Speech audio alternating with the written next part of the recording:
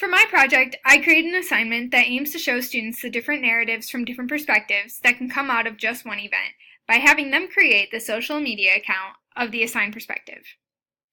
Using the same sources, students will have to interpret these through the lens of their perspective.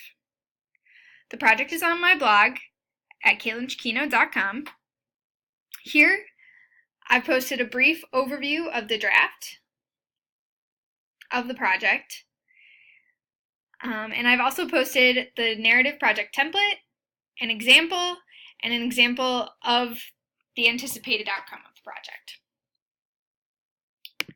By clicking on the narrative project template, a Word document will come up that has multiple words in bold that are meant to be changed by the teacher depending on their purpose for the project. As you read through, you'll see that you can insert any person, place, or perspective that you would like your students to research. You can include what sources these are, what types, and then you can choose which type of social media that you want. So there's Facebook, Instagram, Twitter, or other. And for many of these, you can find templates online, which I've also included the Twitter template on my blog. The components of the project are listed next. There are 3 components. So the first is the actual project, the narrative that they create to make sure that they use the right number of sources, the right number of posts, and how you would like the citing to be done. The second component is the narrative that your reviewer finds and the narrative that you find for someone else. So after their project has been created, they will go through and explain the narrative of a partner's perspective that is conveyed through the narrative that they create on their own social media. Next, they will be answering the bigger point of view questions, which come after this. Then I give them some tips or things to think about. Here are the questions for reviewing another narrative, and here are the bigger point of view questions. Next, if you go back to the blog, you'll find an example of the project, or in other words, the template filled out. So for my example, I chose the Cuban Missile Crisis. So the narrative project. So my students would be taking the perspective of Cuba, the US, or the Soviet Union. They would be using letters and speeches. They're creating a Twitter. For the project, I want them to use at least three of the sources given from the Atomic Archive Cuban Missile Crisis, which is this website here. I want them to write 7 to 10 tweets. And for this project, I would like them to go down the list of sources and simply include a number at the end of the tweet.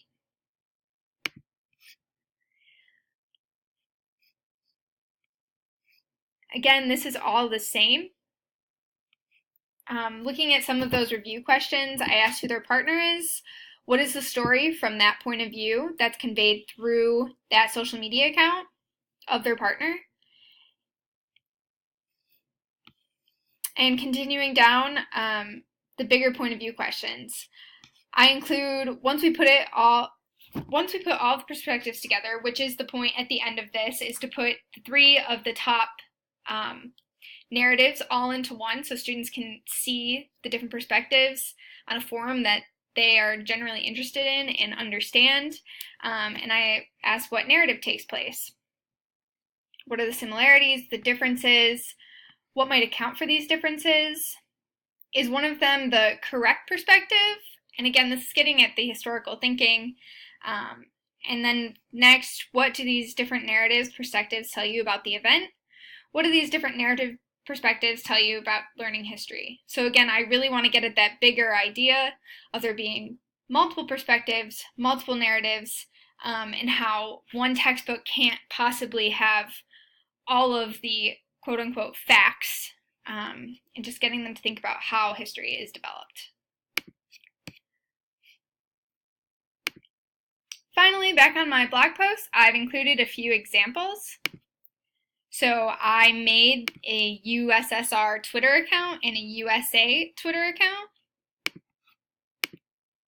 And by the time the final project is due, I will also have one for Cuba. So again, here I have stocking up for this war just like the United States. Did anyone else just hear President Kennedy threaten us? But we're the bad guys. In the source in Kennedy's address, he does give this roundabout threat to the Soviet Union. And I think when we read this, we only think about it from the US perspective. So just looking at that same speech and thinking about it through the Soviet Union perspective, which is really what I want students to be doing. They're all using the same sources so that they have to interpret it through different perspectives. How are other countries going to hear this? How are other people on different sides going to view this threat, this picture, this ad, this piece of propaganda?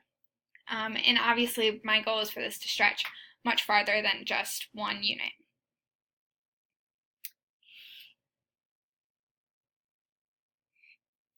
The hope is for students to get creative, but not to get too silly, and hopefully they'll understand the purpose of the project while using their historical thinking skills and developing their greater understanding of history.